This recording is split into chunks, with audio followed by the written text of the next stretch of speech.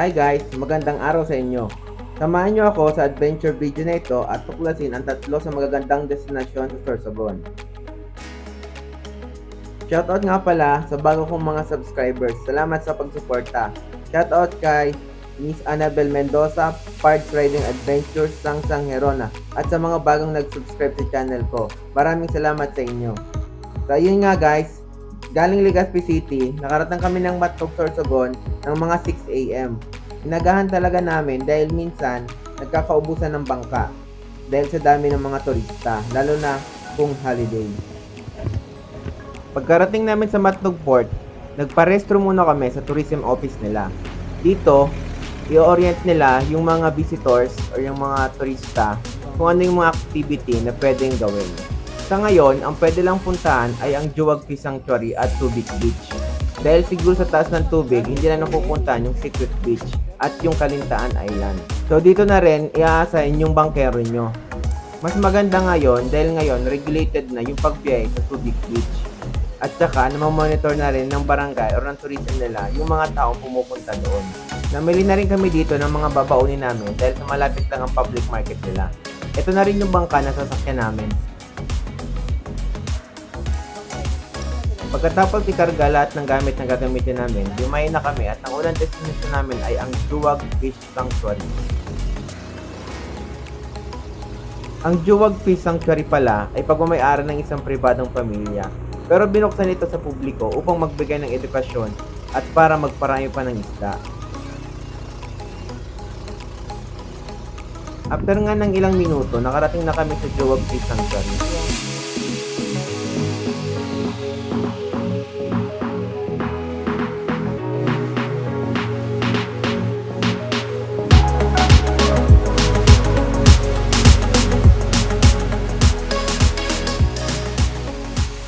So ito na nga pala guys, yung Fish Sanctuary. So dito pwede kayo magpakain at mag-swimming sa tabi ng mga isda. Pwede rin kayo sumakay dyan sa parang balsa para makarating kayo dyan sa gitna at doon kayo magpakain ng isda. Pero dito sa bungad, meron dyan malalaking isda na nag-aantay na pakainin sila. May bayad pala yung pagkain ng isda. Di ko lang maalala kung magkano.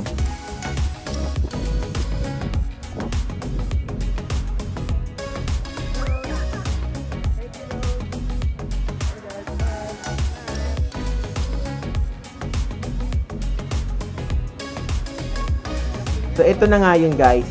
Pag magpapakain kayo ng isda, lalapit sila dahil sa may dala kayong pagkain. Ayan, binibigyan ni kuya yung pamangkin ko ng pagkain para lumapit yung isda.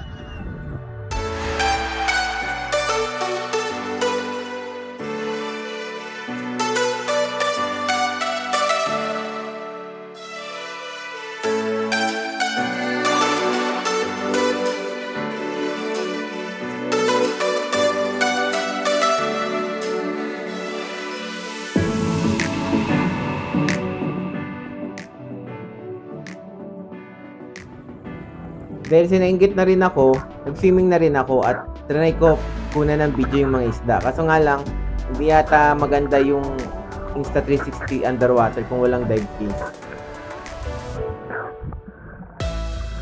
Pero ayan o, nakikita nyo, ang lalaki ng mga isda. Masarap siguro to sa sinigang. Hindi, joke lang. Dito pala guys, meron na parang kulungan or may lambat. Kasi daw, ang nasa loob nito is yung mga grouper o yung mga lapu-lapong malalaki na delikado na siya sa isama sa public kasi baka nangangagat na yung isda dahil nga sa malaki na sila.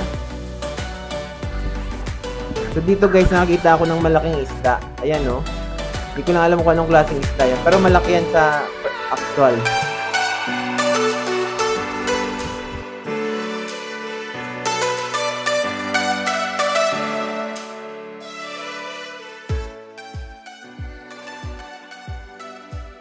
Dito, marami pa akong nakitang isda na hindi ko rin makilala. Meron ako nakita parang bangus.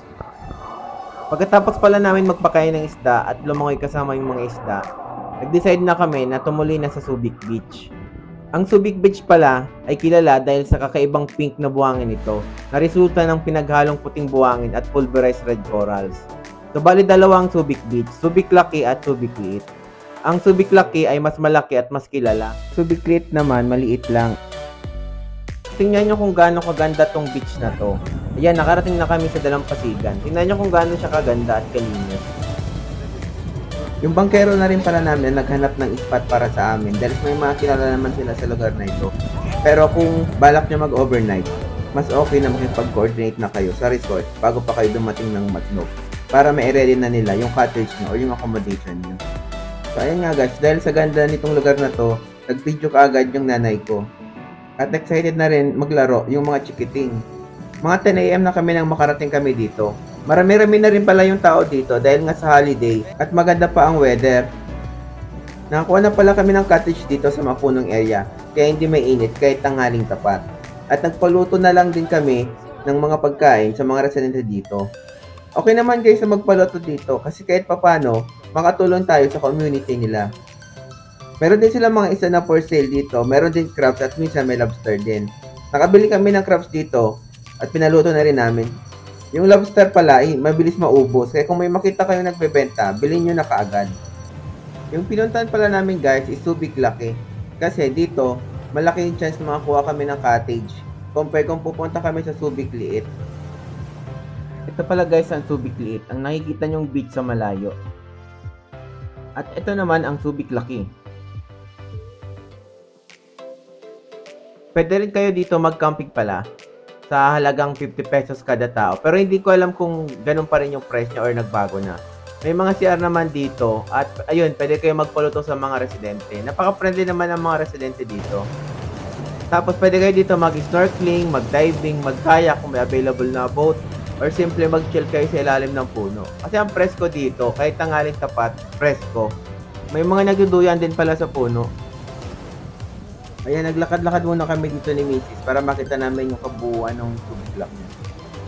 Guys, makikita nyo na enjoy yung mga bata. Basta siguraduhin lang na mayroong pantay ang mga bata kung hayaan nyo maglaro sa dagat or mag-swimming sa dagat. So, yung mga kasama naman namin na bata is may nakabantay naman sa kanila. Diyan nga sila naglalaro sila dyan sa sand. Gumagawa sila ng sandcastle. At saka maganda dito kasi pwede ka magbantay sa lilim ng puno. Ayan nga guys, nakabantay lang dyan si Bayo sa mga bata.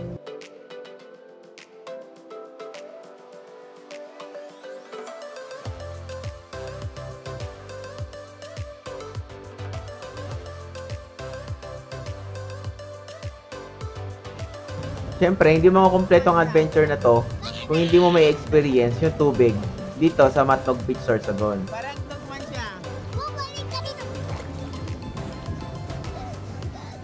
Parang tug na walang ipin.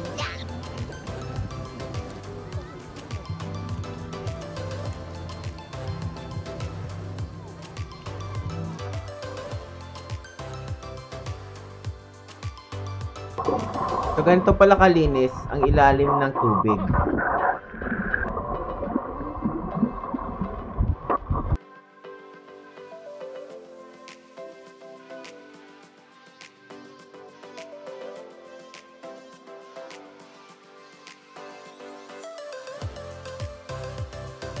Tumambay pala ako dito sa may bangka. Naghanap sana ako ng corals. Kaso nga lang, ang ilalim nito ay puro white sand. Maybe dun sa malayo-layo, meron ng corals. Pero dito sa part na to, puro patoy sand. Gusto ko rin sana magkayak. Kaso nga lang, mahaba pala yung listahan ng mga nagpa-reserve. Kaya, hindi ko na nahintay. Nga pala guys, may music pala kayo maririnig sa background dahil may mga visitors din na may talang speaker or yung iba ata is nag-video. Okay lang naman yun guys kasi public place kasi to. So pwede kay Chino pumunta dito. Welcome lahat. Pwede nyo rin dalhin dito yung pet nyo para makapag-swimming din sila. Maganda mag-chill dito at enjoy ang natural na ganda ng kalikasan. Pagdating pala guys sa security, marami palang pulis na naka-duty dito para ma-maintain ang peace and order. Kaya safe na safe kayo dito mag-overnight. Siguro mga alas 3 or alas 4, maganda na mag-swimming dito kasi hindi na ganun kainit yung sikat ng araw. At saka yung buhangin, hindi na ganun kainit din dahil sa nakokobera na ng mga puno yung sikat ng araw. Hindi na mainit sa paa. At ayun nga, after ng ilang oras na stay namin dito, kahit gusto sana namin mag-overnight, hindi kami kasi prepared. Kasi wala nang available na accommodation at that time. Kaso nga lang, bago kami umuwi, nagkaroon ng available na room. Pero dahil sa hindi rin namin dala yung mga damit namin, ay nag-decide na lang kami, umuwi na kami. Kaya nga guys, mabalik na kami ngayon ng Matnog Port. So ito pala yung mga idea or tips na nakuha ko sa travel namin na ito. So number 1, agahan nyo yung biyahe nyo pa Matnog. Much better maaga para ma-maximize nyo yung oras nyo sa isla. At okay, kung makapagpa-reserve na kayo ng cottage or accommodation in advance para may matutuluyan kayo. Pangalawa, pagdala na kayo ng kakailanganin nyo like uling or isda or grilling screen para ready na kayo pagdating nyo doon. Meron din silang mga binebenta dito sa isla like crabs or lobster or fishes. Pero para sigurado kayo, magdala na lang kayo. Kasi minsan, nagkakaubusan din dito depende sa dami ng tao. Pwede rin kayo magpaluto sa mga residente. Magbabayad na lang kayo sa service nila. Pangatlo, expect noise din kasi marami din ang pumupunta dito, lalo na kung holiday. Pang-apat, pwede nyo i-message ang FB ng Matnog Tourism para malaman kung ano yung mga activity na pwede nyong gawin. Kasi hindi kami nakapagkalintaan cave dahil sa taas ng tubig. Nalaman na lang namin yun nung naando na kami. So ayun na nga guys, after ilang minutes na biyahe, nakarating na kami ng Matnog Port at doon na rin kami nag-wash up. Meron naman silang area para makapag-wash up. Kaso nga lang, minsan pag maraming tao, antayan lang na matapos yung mga nauna. Meron din naman sa iba sa labas, may bayad nga lang. So ayun guys, dito nagtatapos ang video na ito. Kung nagustuhan mo yung video, please subscribe. And leave a comment or suggestion kung paano pa namin mapaganda ang video. Maraming salamat. Meron pa tong part 2, abangan. I'm looking for the missing piece. Been looking for